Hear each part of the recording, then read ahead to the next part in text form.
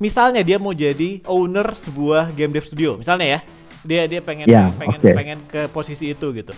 Ketika dia mulai game dev studionya, dia ngumpulin teman-teman nih, bekal udah ada, komputer udah ada gitu, kardus Indomie udah berapa dus lah, udah siap lah buat survive berapa saat, air panas aman lah gitu, tinggal ngambil dari sumur, panasin dikit lah bisa gitu ya, sumur.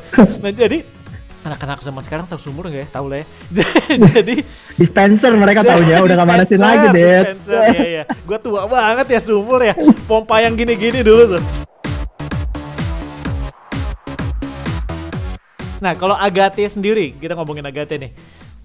Kalian kebanyakan bikinnya di genre apa biasanya? Oke, kita kalau misalnya buat pure market, pure entertainment ya, buat pure entertainment kita biasanya, kita sekarang ada 2 game yang lagi hits dan going global. Itu kita sebutnya yang pertama itu game Otome Games. Oke. Otome Games tuh kayak visual novel, lu jadi cewek-cewek cantik yang bisa memilih cowok mana yang lu mau pacarin seiring dengan berjalannya jalur ceritanya gitu. Jadi tergantung dari lu jawabnya gimana. Ya? Protagonisnya cewek. Bener. Gue sempat main itu dulu, Doki Doki Memorial waktu masih SMA. Nah, cuma cowok kan protagonisnya, ini kayak gitu ya? Iya, benar kayak terus, gitu. Itu lalu? Itu terus satu lagi adalah lagi-lagi yang menjual di Indonesia adalah horor. Oh, ada. Jadi, ya kita ada sifatnya itu idle, mungkin kalau dimasukin ke genre, kita genrenya idle simulation kali ya, kayak idle simulation game, yang sifatnya itu kayak premis gamenya adalah kita tuh kayak begitu nginstal gamenya, lu tuh kayak nginstal satu aplikasi yang bikin HP lu tuh bisa ngelihat makhluk supranatural di sekitar lu. Kita sebutnya Atma. Oke, itu menarik tuh. Gitu, berarti agak augmented reality. Enggak, jadi itu kayak ceritanya aja bahwa HP lu tuh bisa, kalau misalnya ada Atma yang mendekat gitu kan, premisnya lu bisa merasakan, terus lu bisa keluarin Atma lu dari HP lu gitu kan, terus nanti lu battle sama Atma orang lain. Judulnya apa dua-duanya? Yang pertama apa? Yang pertama yang Otome Game judulnya Memories. Ya, karena bisa menstimulasi memori-memori ibu-ibu muda yang kembali lagi ke masa pacaran gitu. Memories. Jadi mereka bisa ngomong dulu sama nih, saya juga gini nih. Gitu. Oke, Memories. Itu ada di konsol, laptop, atau di mobile. Itu di mobile. Dan yang kedua tadi? Yang kedua tadi itu namanya Code Atma. Code Atma itu game apa? Sama? Mobile juga? Game mobile juga. Sama. Oke. Sifatnya. Yang udah dibikin Agate buat global, setahu gue di Steam ada kan ya? Apa? Valkyrian Ark. Iya, Valkyrian Ark, betul ya. Itu sendiri apa? Genrenya apa? Itu juga genrenya simulation sebenarnya. Jadi memposisikan diri kita sebagai kepala sekolah yang murid-muridnya itu bisa diajarin untuk battle atau untuk magic. Jadi kayak adventurer gitu. Eksploitasi anak the game gitu ya. Kita melatih anak supaya mereka bisa ngejalanin quest dan bisa hidup lebih mapan dengan menjalani questnya gitu. Bahasanya seperti itu. Oke. Berarti tadi gue lihat Agate ada game mobile, kemudian ada game PC yang dirilis lewat Steam. Sekarang ini atau kedepannya, kalau menurut lu sendiri dan Agate secara umum, konsol, PC, mobile mana yang lebih akan mumpuni kedepannya? Mana yang lebih menghasilkan atau lebih potensial? Oke, kalau misalnya gue bisa bilang ya, kalau misalnya berdasarkan kita langsung direct to the data, growth pasti semuanya itu akan fokus on mobile sekarang. Kue yang membesarnya paling cepat itu sekarang ada di mobile, gitu. Konsol itu sebenarnya udah declining market dari 2 tahun yang lalu. Ini mulai berubah semenjak dirilisnya Nintendo Switch dari Nintendo sebenarnya. Platform-platform yang dari PC juga sekarang mulai ini kan, bahkan mereka mulai mau nyerang ke konsol. Jadi kalau misalnya kita lihat Steam mau bikin konsol sendiri kan. Gue lihat beritanya gitu. Itu kalau misalnya tidak blunder ya, kalau si konsolnya Steam gak blunder, dia bisa wipe out banyak banget sih kalau gue bayangin. Karena dia nge-game mobile tapi dengan kapasitas laptop, game PC gitu. Sekarang kita ngomongin soal, balik lagi nih, anak-anak yang mau jadi game dev. Dia punya ide, dia mulai jalanin. Awal-awal tentu nggak akan ngasilin duit kali ya, bayangan gue gitu, karena dia kan masih masih development terus gitu. Dan kemudian dia mencoba untuk rilis gamenya ke public, which is kalau laku where the money is actually gitu kan. Tapi sebelum itu gimana dia bisa survive kata lo untuk sebagai seorang game dev? Oke, sebagai seorang game dev. Waktu dulu sih kita makan Indomie terus. Enggak. Memang selera aku itu. Iya, betul.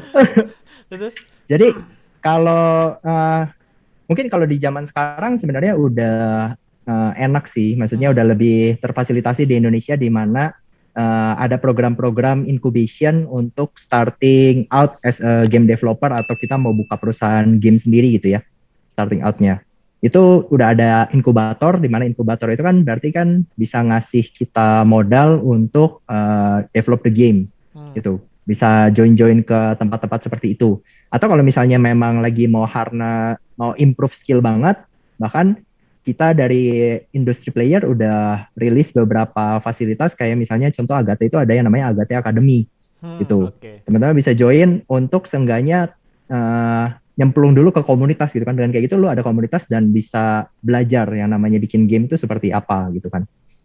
Atau sekarang udah banyak juga kan game-game company yang cukup established yang bisa nerima teman-teman untuk jadi game developernya mereka atau magang dulu misalnya. Itu bisa juga salah satu way untuk starting out gitu ya. Yang ujung-ujungnya mungkin teman-teman mau bikin game studio sendiri. Karena gue bisa bilang dari awal as a game developer, kita juga harus bisa nentuin apakah kita itu mau bikin studio game sendiri atau kita tuh sebenarnya senangnya cuma mau bikin game aja. Itu dua skill set yang sangat berbeda tuh.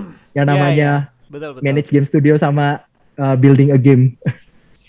Ya betul. Itu juga gue menyadari atau gue suka ngingetin ke orang kan ketika kita ngomongin soal passion kita, yang lu suka apa, gue macam-macam. Kita suka terlalu terbatas gak sih dalam mikir gue yang mau gue kerjain apa gitu. Kayak gue suka masak berarti gue harus bikin restoran ya. Enggak juga gitu kan ya. Lu suka masak apanya dalam dunia memasak atau dalam dunia kuliner yang lu pengen kejar kan kayak gitu. Masaknya di dapurnya, merancang menunya, mengelola restorannya, atau bikin marketing catering. Gitu kan hal yang berbeda sama sekali. Dalam dunia game pun sama berarti kan ya. Bahwa ada posisi-posisi dengan skill set yang berbeda yang lu harus tahu dulu lu mau jadi apanya gitu. Karena beda gitu. Nah, sekarang misalnya dia mau jadi owner sebuah game dev studio, misalnya ya. Dia pengen ke posisi itu gitu. Ketika dia mulai game dev studionya, dia ngumpulin teman-teman nih. Bekal udah ada, komputer udah ada gitu.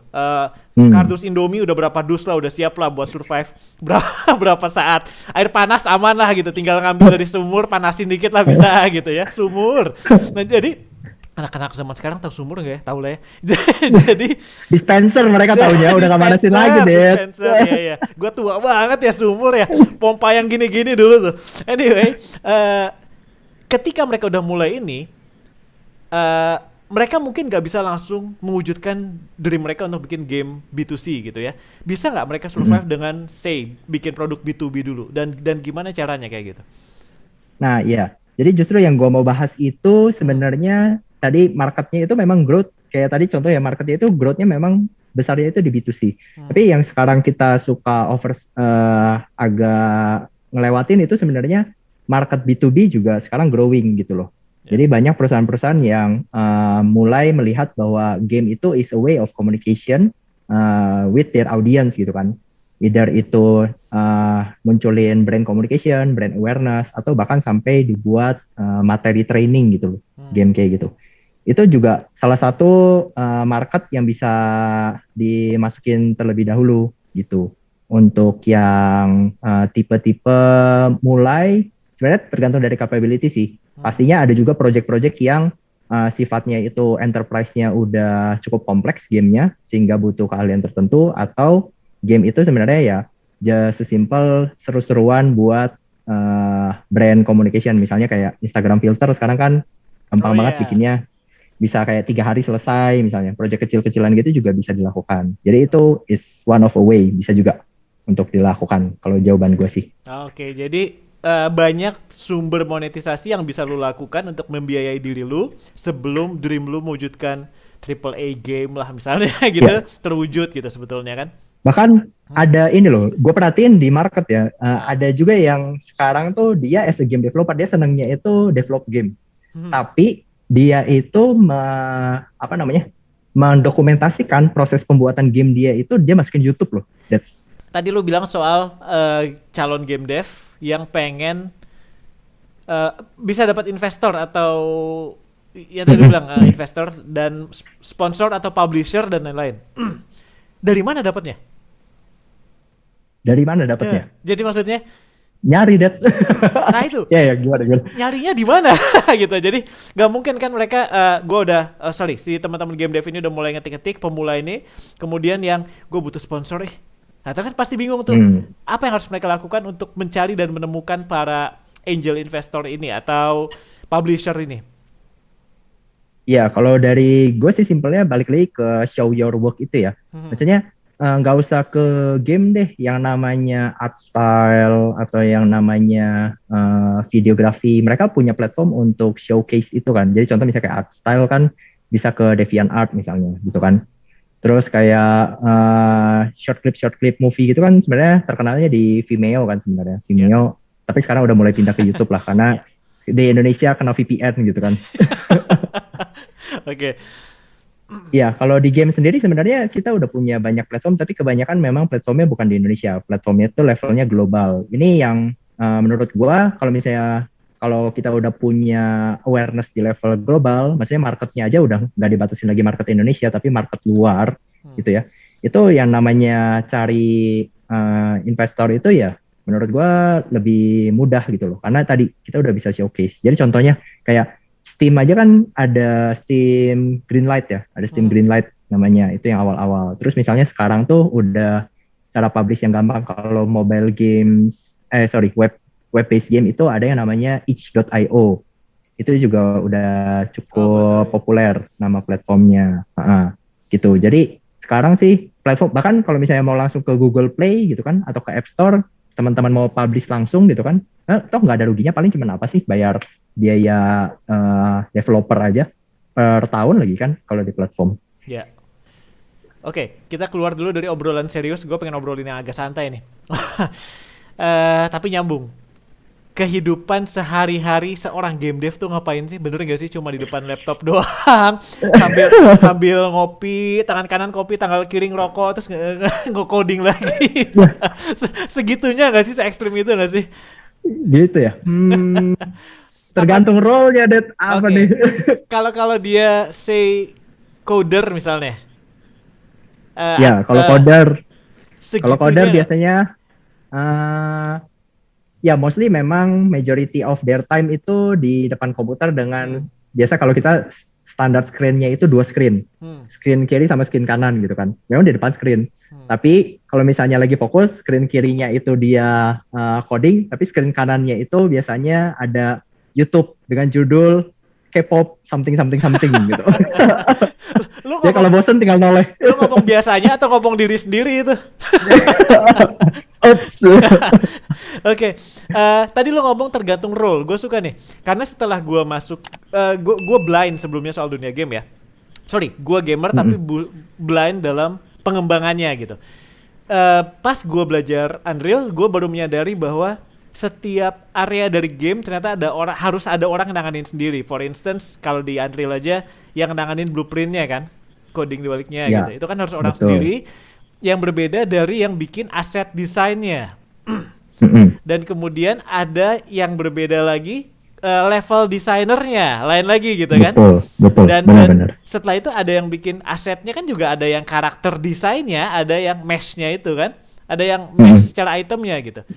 3D modeler gitu. 3D modeler, betul ya. Oke, dari semua profesi ini sebetulnya menurut lo, kata lo, syaratnya apa? Maksud gue kayak gini, untuk jadi seorang yang nanganin codingnya, dia perlu orang tipe yang seperti apa? Kalau level designer, dia perlu tipe seperti apa? Asset designer, dia tipe seperti apa? Karakter design, belum story. Yang write story-nya kan, write story-nya tipe yang seperti apa? Jadi orang dengan passion apa yang cocok ke role-role ini gitu maksud gue. Wah, oke. Jadi kita persingkat, kalau nggak nanti panjang banget. Kalau nggak sampai besok, Iya benar.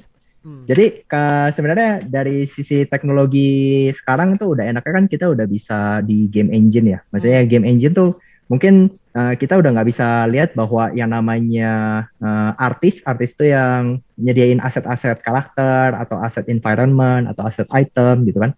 Sama yang coding itu kok dilihatnya sama-sama buka Unreal Engine juga anyway gitu. Karena memang si aplikasinya menyediakan untuk bisa kerja di satu environment gitu. Udah enak gitu kan.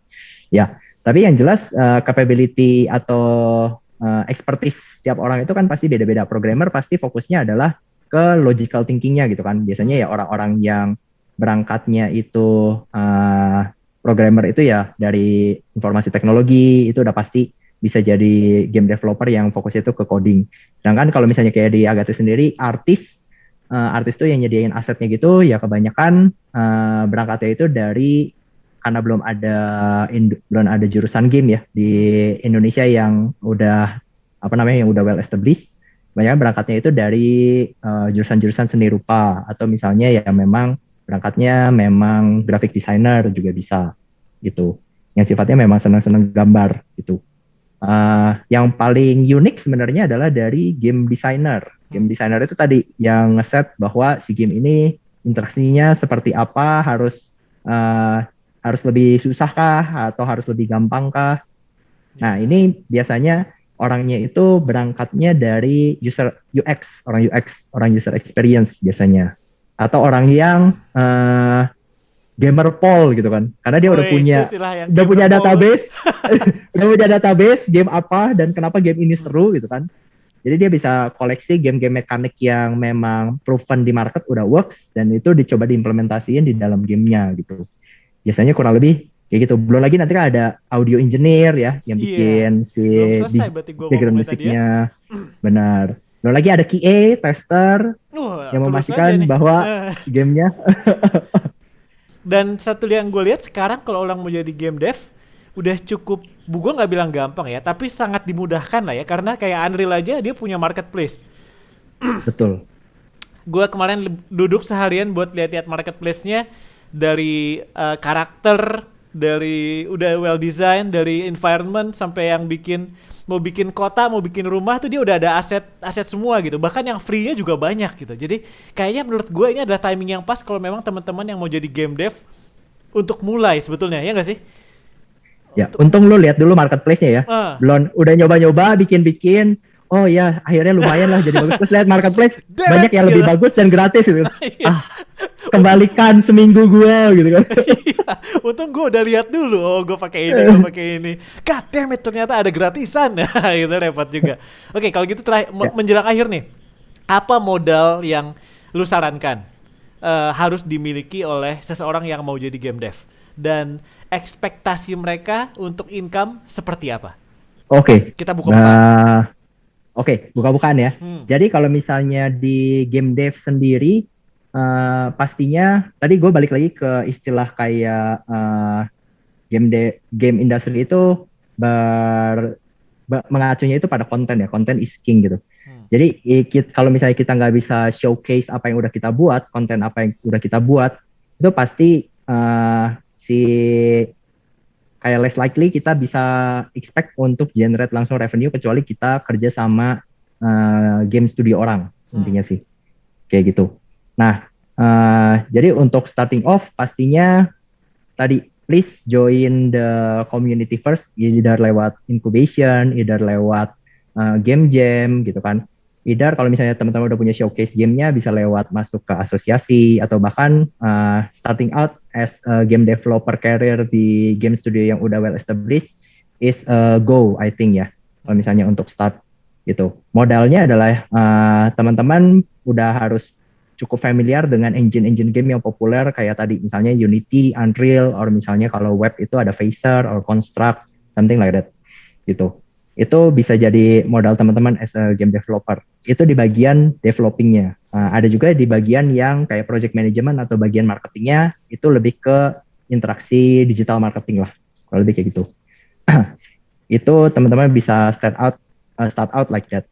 Terus kalau misalnya dari sisi income itu menurut gue sangat variabel. Bicara duit nih. Ya, sangat variabel. Tapi yang jelas kalau misalnya di industri kita, karena game industri lokal itu masih dibilang underdog. Kalau dibandingin sama unicorn, tech unicorn, mungkin kita satu level di bawah itu sekarang. Itu untuk salary range lah ya, kalau lebih kayak gitu. Tapi kalau misalnya teman-teman bisa proof work teman-teman dengan bagus dan game teman-teman itu sukses, itu there's hell lot of money. Jadi gue bisa kasih contoh misalnya kayak di Agate kita bikin Valkyrian Arc yang di konsol itu, modal kita mungkin sekitar $200,000 atau sekitar 3M ya. Kalau kayak gitu ya, untuk bikin game. Itu bikinnya nggak sebentar loh, itu 2 tahun lebih kita bikin gamenya. Valkyrian Arc itu ya? 2 tahun lebih? 2 tahun lebih kita bikinnya.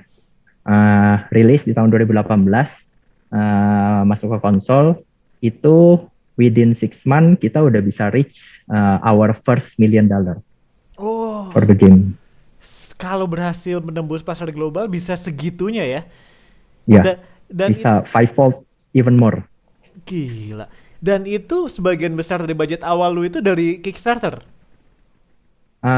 Sebagian Kickstarter tadi kan, Kickstarter sebenarnya cuma sebagian kecil aja karena tujuan kita sebenarnya buat tes market.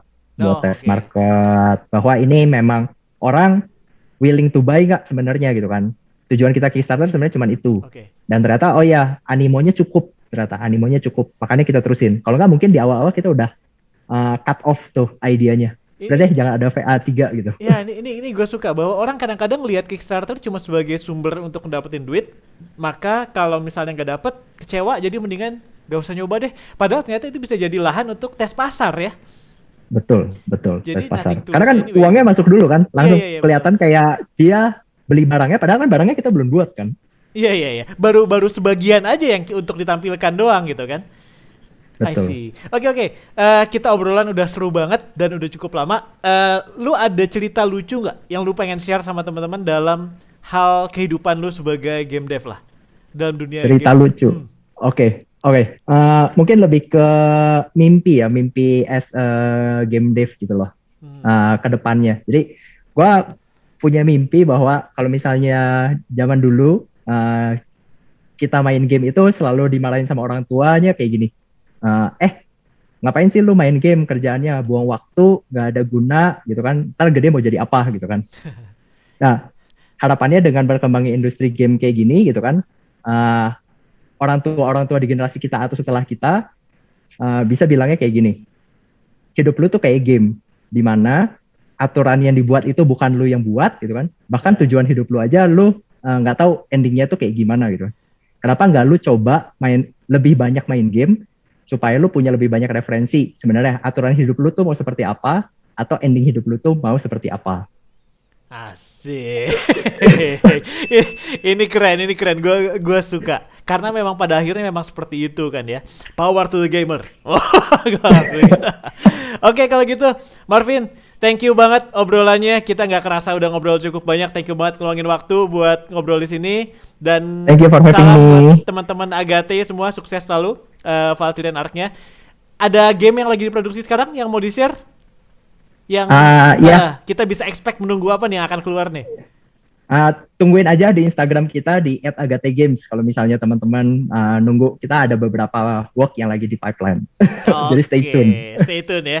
Oke, thank you banget Marvin, sampai ketemu lagi, semoga kita bisa ngobrol lagi di Passion Show Talk berikutnya atau di kesempatan lain. Oke, terima kasih buat semua yang udah nonton di rumah. Selamat memulai perjalanan kamu sebagai game dev. Dan seperti kata Marvin, yang penting mulai aja dulu dan gabung dengan community atau dengan industri tempat ngumpul-ngumpul game dev lain di Indonesia. Karena marketnya sebetulnya gede banget. Oke, sampai ketemu di episode berikutnya. Bareng gue Dedi Dahlan dan Marvin Lee, Vice President Gamification dari Agate Game Studio. Bye-bye. See you.